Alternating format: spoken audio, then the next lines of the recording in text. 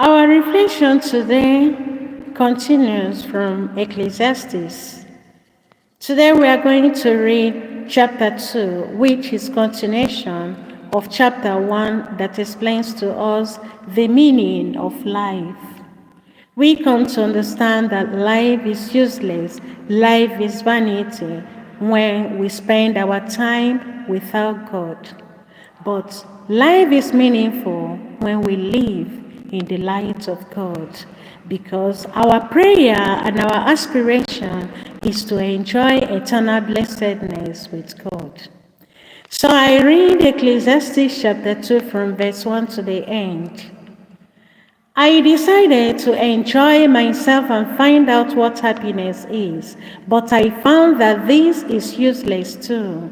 I discovered that laughter is foolish, that pleasure does you no good. Driven on by my desire for wisdom, I decided to cheer myself up with wine and have a good time. I thought that this might be the best way people can spend their short lives on earth. I accomplished great things. I built myself houses and planted vineyards. I planted gardens and orchards with all kinds of fruit trees in them. I dug ponds to irrigate them. I bought many slaves, and there were slaves born in my household. I owned more livestock than anyone else who had ever lived in Jerusalem. I also piled up silver and gold from the royal treasuries of the land I ruled. Men and women sang to entertain me, and I had all the women a man could want. Yes, I was great, greater than anyone else who had ever lived in Jerusalem, and my wisdom never failed me. Anything I wanted, I got. I did not deny myself any pleasure. I was proud of everything I had worked for, and all this was my reward. Then I thought about all that I had done and how hard I had worked doing it, and I realized that it didn't mean a thing. It was like chasing the wind, of no use at all. After all, a king can only do what the previous kings have done. So I started thinking about what it meant to be wise or reckless or foolish.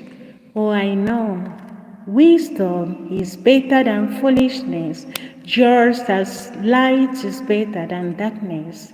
Wise men can see where they are going, and fools cannot. But I also know that the same fate is waiting for us all. I thought to myself, I will suffer the same fate as fools.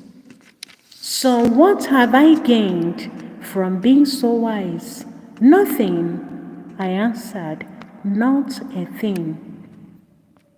No one remembers wise men, and no one remembers fools. In days to come, we will all be forgotten. We must all die, wise and foolish alike. So life came to mean nothing to me, because everything in it brought me nothing but trouble. It had all been useless. I had been chasing the wind.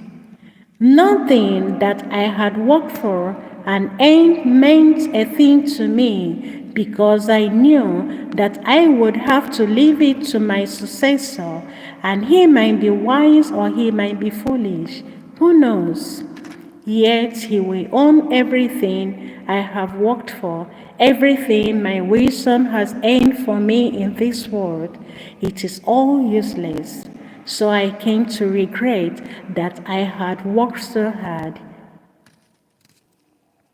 You work for something with all your wisdom, knowledge, and skill, and then you have to leave it to someone who hasn't had to work for it.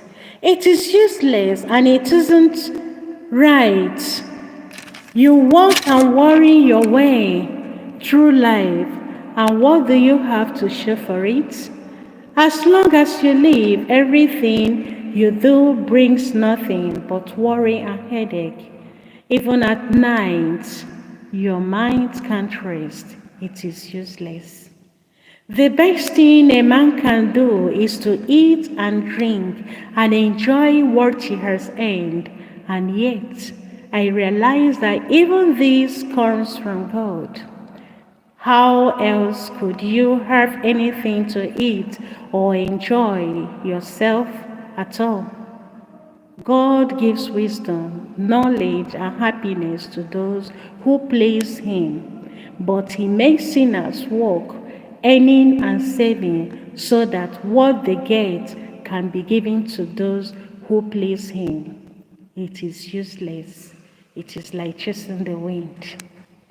You see, my brothers and sisters, that whatever we have are gifts from God, and we cannot be proud of anything, thinking we have accumulated anything if God has not given it to us.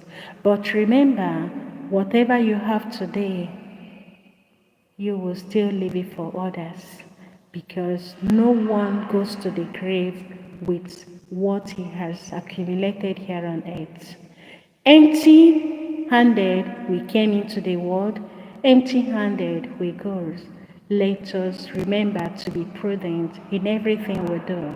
Remember that God is the giver of all things. Nothing comes our way without God allowing them to come. Let us be prudent. As we go along living our lives, let us remember to share what we have. God bless you as you listen to me. And I pray that the word of the scripture will help us to understand and value our existential life more than we have already thought. May God bless us all.